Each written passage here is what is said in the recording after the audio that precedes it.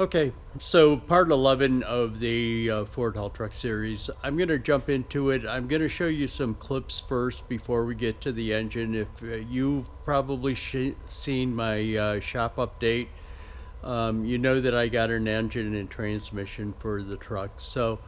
But before we delve into that, let me show you some other brief clips of the preparation of the truck. Just a quick shot of the engine bay. Well, I've been producing a video, or the computer is producing the video. I've been over here just trying to do some things on this. I disconnected the throttle cables off of it. One is a foot pedal throttle cable.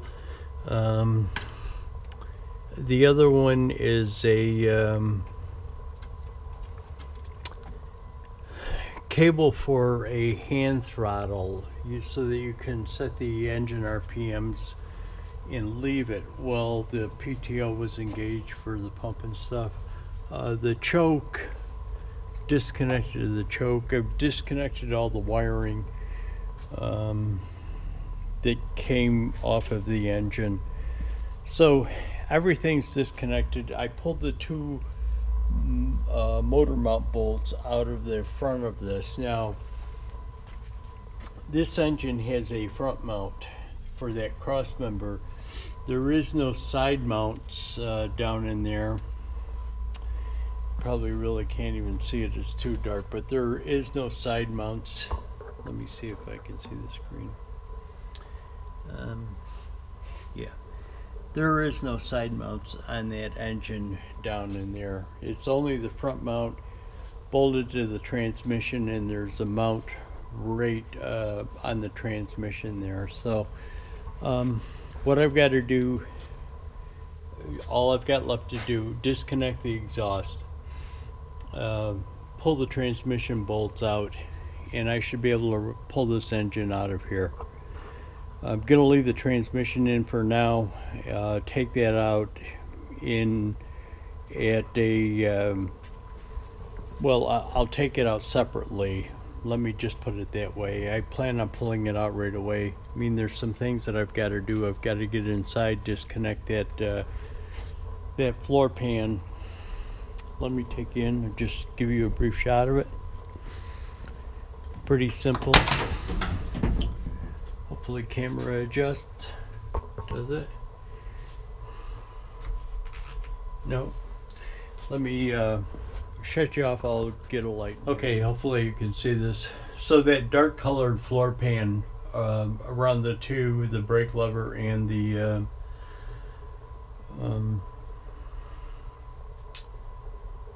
gear shift lever is a part of the floor pan that comes up out of there. So I'll disconnect those boots, pull that floor pan up out of there, and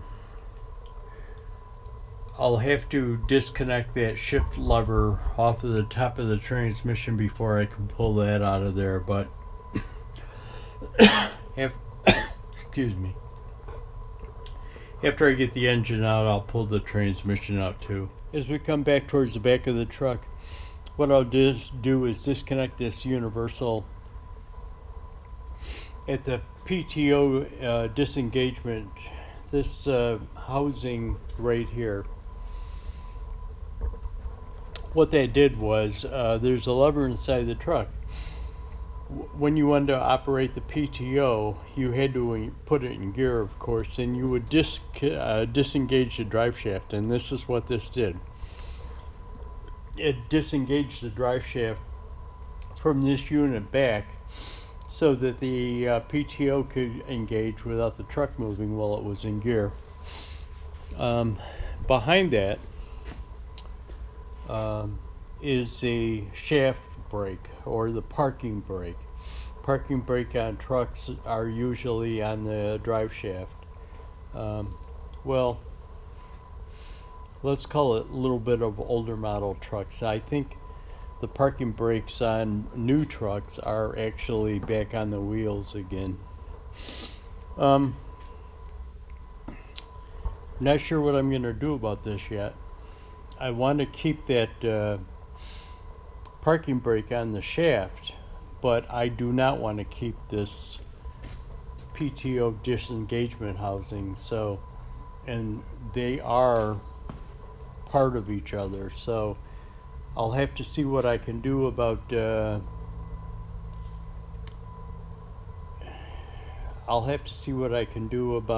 keeping something for the parking brake on the shaft and getting rid of this old housing. But anyways, I'll disconnect that and then be able to pull the transmission out, and this way I've still got a rolling chassis with a parking brake on it. Okay, I just picked up the engine and transmission from the salvage yard, strapped it down on the truck. I stopped at the first rest area that I came to just so that I could just double check the bindings and kind of shoot this video.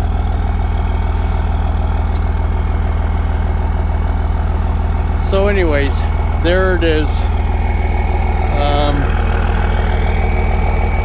Got some work to do on it. I've got to, that oil pan is dented up. I don't think it's going to hurt anything. I'll just make sure there's no kinks in it. I'll try and find another one so that I can swap it out.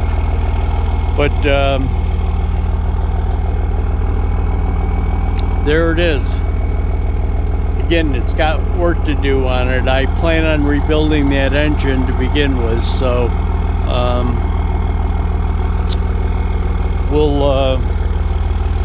we'll take it from there. Let me just give you a little walk around.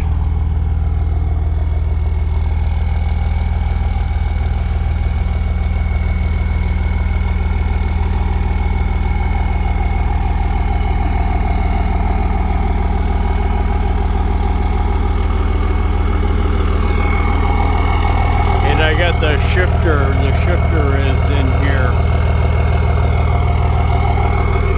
But there it is, on the way back to the shop. Okay, so here I am in the shop. It's actually the next day from when I picked it up. When I got back to the shop yesterday, there was two things that were happening. First thing is that I actually had to go to Rochester. That's kind of why I took the trailer. Is because I wanted to be able to come back to the shop, dump the trailer, and then take off and go to Rochester. But anyways, that's so it's the next day in the shop. When I got back from Rochester, I wasn't able to unload it. When I got back, I was actually, they had the entire back area of the shop blocked in by the cable company trucks. So I wasn't able to get the trailer back behind the shop like I had originally intended to do. And then I wasn't able to unload it because the detail guy next door had some cars out in front, so I wasn't able to hook up the trailer and bring the car around to the front of the shop. Which was absolutely no big deal. It was just the way that it worked out. So I'm in here today. I came in early this morning, hooked up the trailer, pulled over the front of the shop, and got both the engine and transmission off of the trailer. So here they are.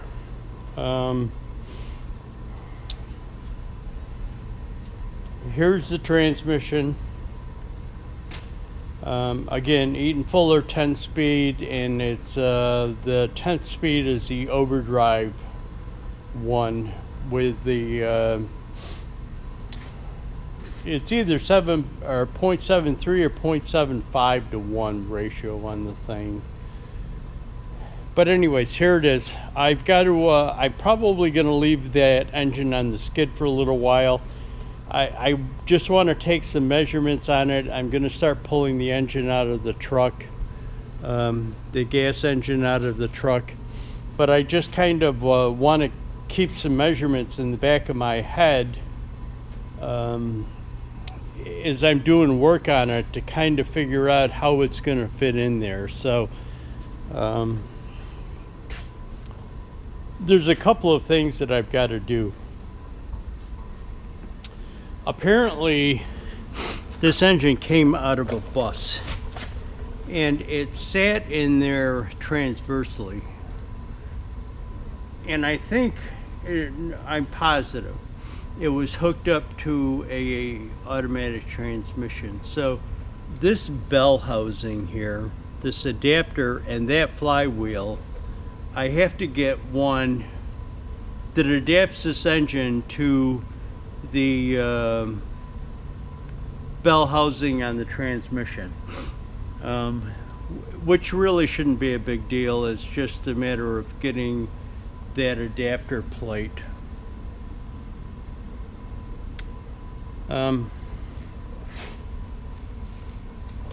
Yeah, just a matter of getting that adapter plate and getting it all together.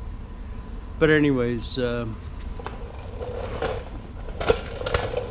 I'm kind of thinking of things as I'm showing this thing to you, because actually this is the first good look at that I got at of it.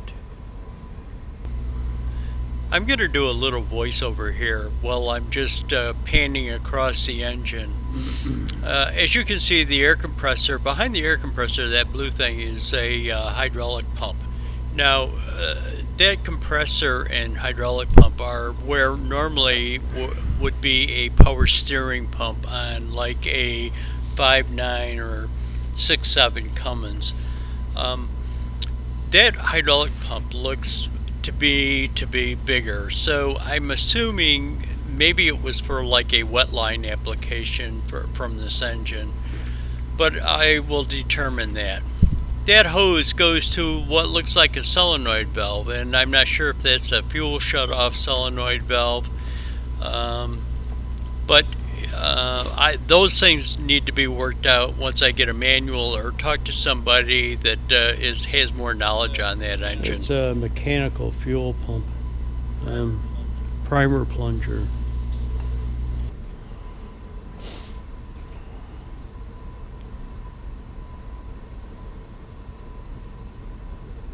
I'll probably take that mechanical fuel pump off and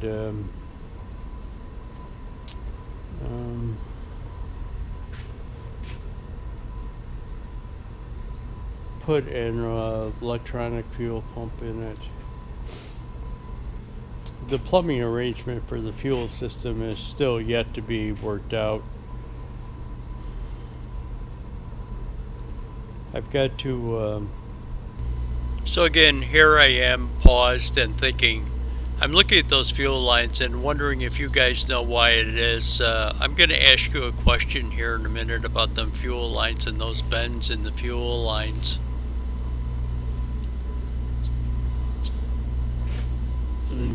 Did anybody ever wonder why they have that spaghetti bends in the fuel lines?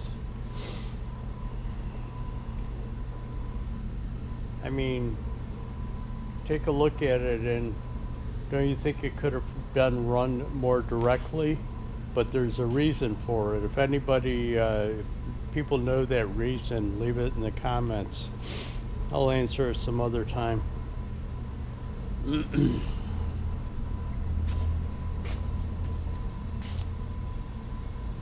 Yeah, I'm happy.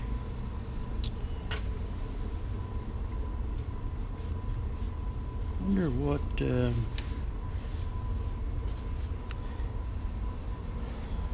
like a little mounting bracket. That turbo is probably going to get changed out for something bigger.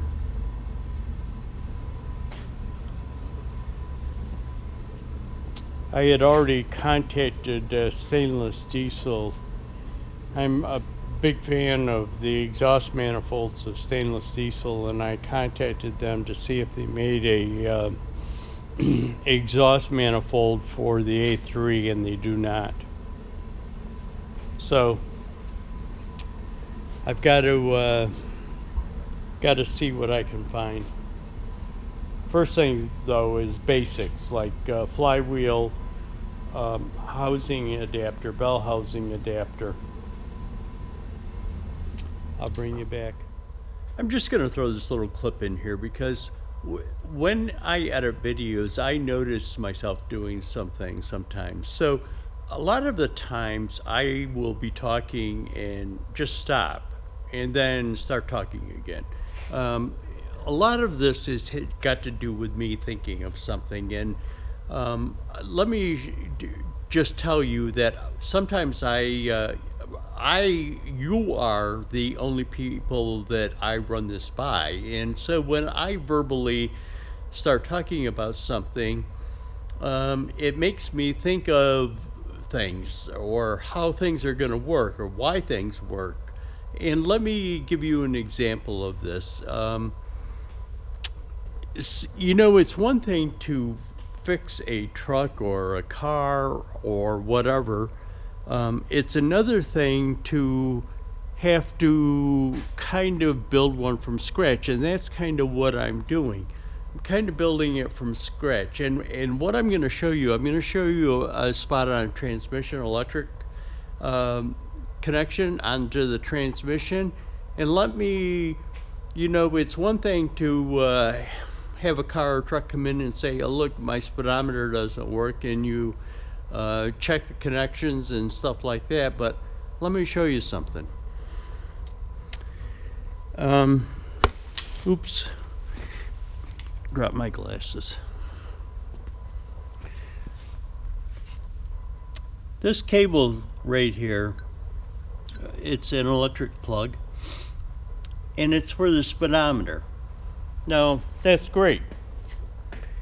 If you have a truck with a Neaton Fuller 10-speed transmission and you need to fix the speedometer, there's a plug for it.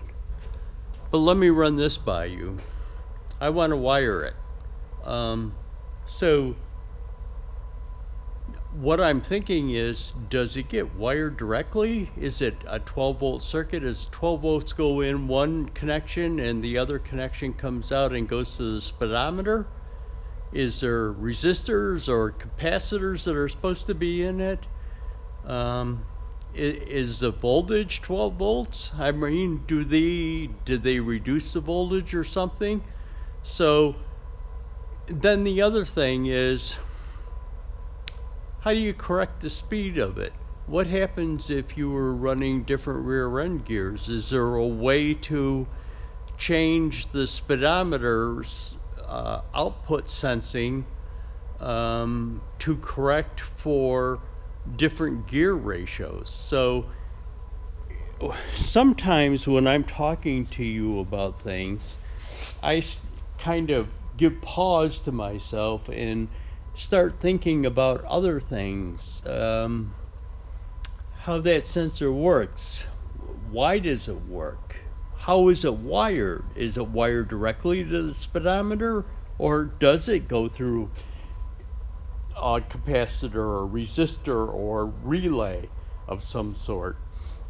Is there a diode in it?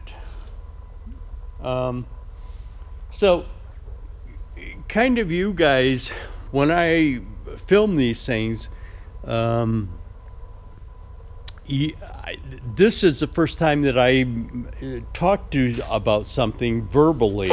You know, it's not like there's somebody else here with me and I go over to the engine and we go over to the engine and have a discussion about it. There is no we, so you know, I go over and I look at the engine, but then when I start verbalizing it to you guys to put into a film clip, is the first time that I really give thought to it, because I'm verbally getting it out there. And sometimes it creates you to think of other things. So if you see me stop and hesitate for a while, that's probably what's happening.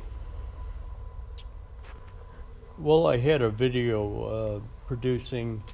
I got that other bolt out of the frame that held those gas lines where the fitting screwed into the bolt that they had put through the frame.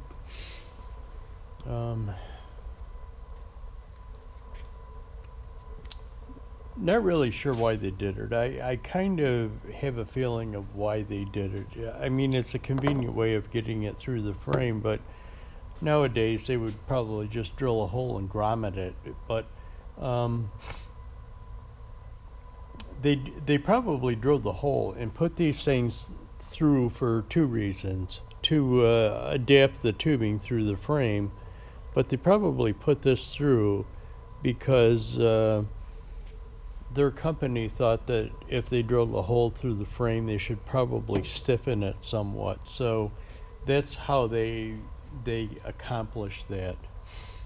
What it does is instead of putting like a gusset plate around the frame member, beam frame member, to stiffen it from the weakening of the hole, they just thread this through tightly, and what it does is diminishes the size of the hole that you put through.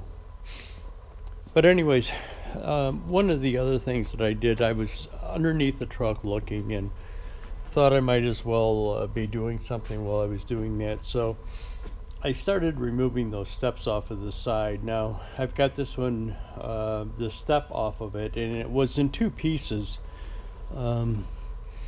Here is the original step off of the truck, and what they did was put this formed aluminum diamond plate piece over the top of it. I mean, it widened the step. I'm not really sure why they did it. They just didn't want the steel step exposed. I'm not really sure. It did widen the step somewhat. So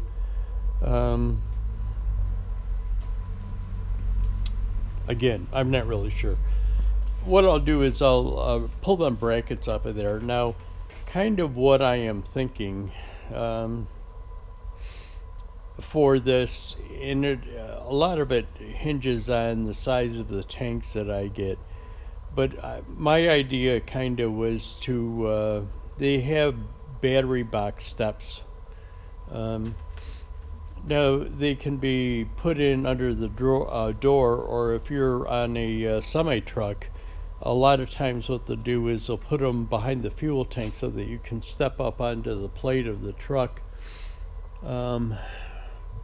If you're heavy hauling, you can access your headache rack that way, or if you're got a box van, you can access the electrical and hose connections that go to the trailer. But I was thinking about incorporating a battery box underneath both sides that had a step on it, so that you can use the battery box to step up into the truck. But I've got this side off. Well, I don't have the brackets up, but I got the step off, both steps, the aluminum and the original steel one. I'm going to go over and work on the other side. As while I'm doing this, I'm kind of taking a look at what I need to do to disconnect that transmission from the engine block so that I can pull that. Just a little update. As I said before, I was going to pull those steps off, the cab steps. Now, I pulled this side off. I had an issue getting this side off. I'll take you around and show you the other side. I had an issue with this side where I didn't with the other side. The bolts basically broke off, but I got one that the nut stripped out. I had to actually take a grinder and grind that off. But so what they did was put an aluminum step over the top of the old steps, and on the driver's side, this one is in worse condition. The other side, now, when I say worse condition, there is no rusted holes through it. I mean, there's a lot of crud that got in between the aluminum plate and the original steel step, but and you've also got that corrosive effect of steel on metal, but I got it off. I'm gonna save it for a while. Again, I'm thinking about putting battery boxes under here. Let me show you one thing. That thing is that brake, the vacuum booster for the brakes. And what I'm gonna try and do is find some other braking system, a larger hydraulic system. But anyways, on the other side, what I'm doing is pulling the exhaust manifold bolts off right now. But on the other side, I got it off and got the brackets off. Here are the brackets. What I'm going to do is sandblast them.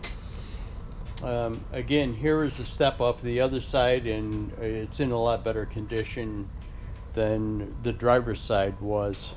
But I'm going to save this stuff. Just going to put it up on a shelf for now and save it in case for some reason I want to reuse it. I don't think I'm gonna, but let me save it for now just in case. So there's that. What I am doing is, like I said, working on getting the exhaust off of the engine. Then I'm going to start unbolting the transmission out of it and get it ready to pull out. Just a video.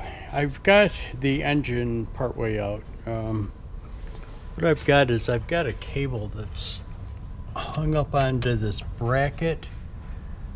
I'm not sure.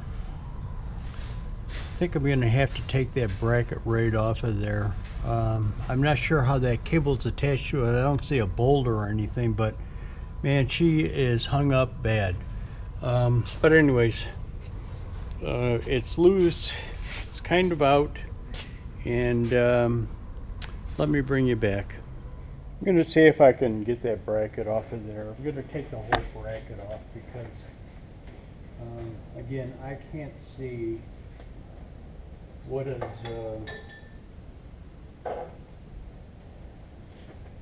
what's holding that cable on there.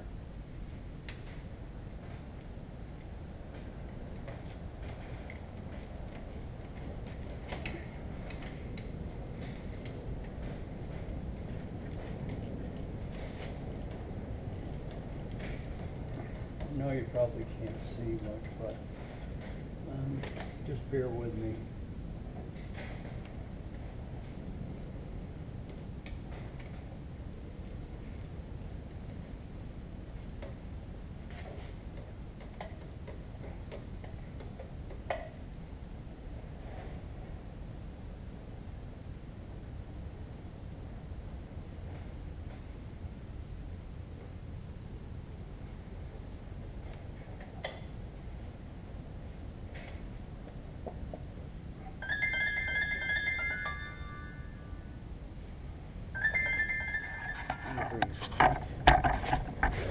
Okay, we're back.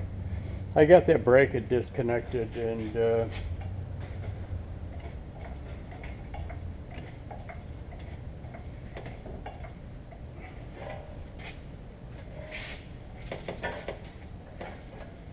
okay, now what?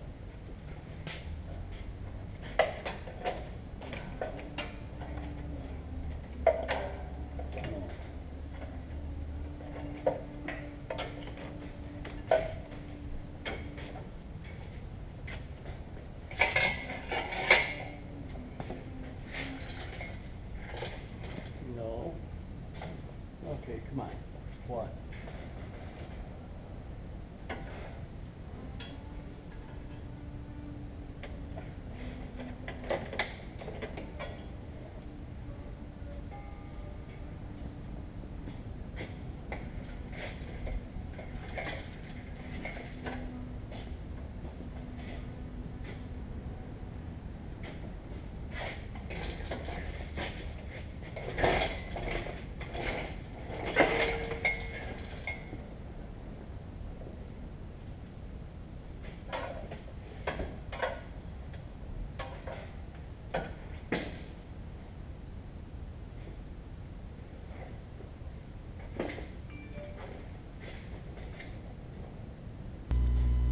Okay, we're gonna do a little more voiceover here while I'm on the phone texting. It was kind of some important text, and I had just left the camera running.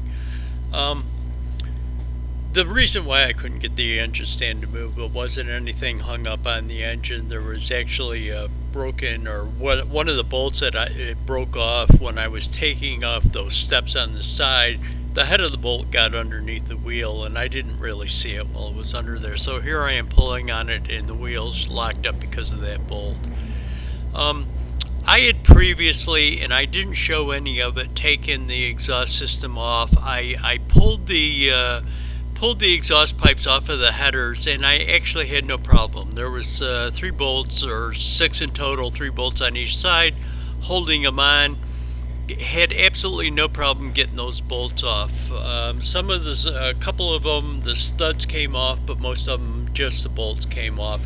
Came right off. As a matter of fact, I took the entire exhaust system off in one piece. The header pipes down to the muffler and the tailpipe off of it, all came off in one piece.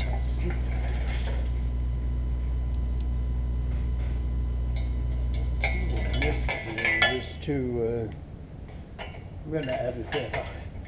Sorry, I was texting somebody about something.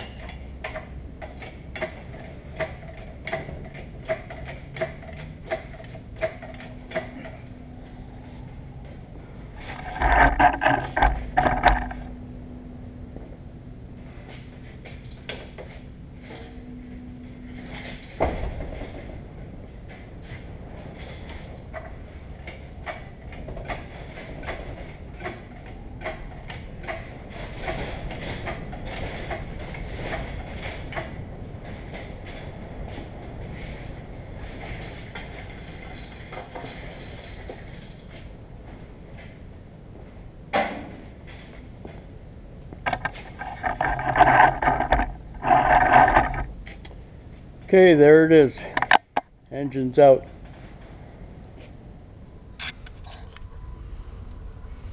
Okay, so we got the engine bay here. I'm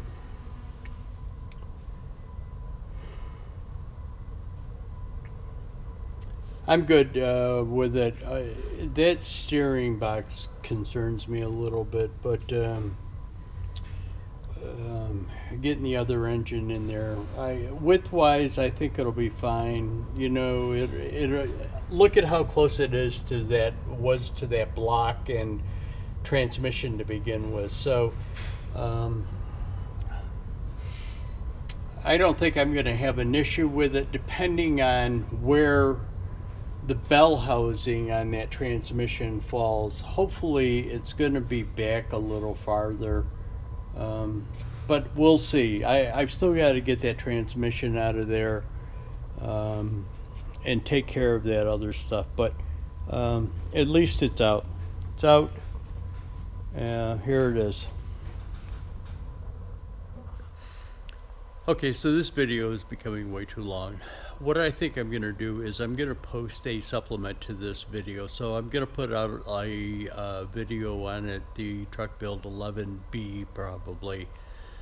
So I just want to go over some things, explain some things, and my thought process behind things, things that I don't know about, things that I need to find out about.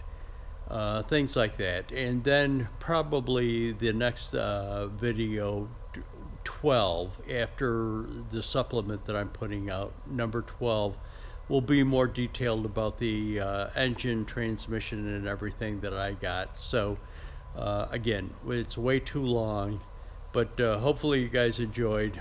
Hit that like button, subscribe.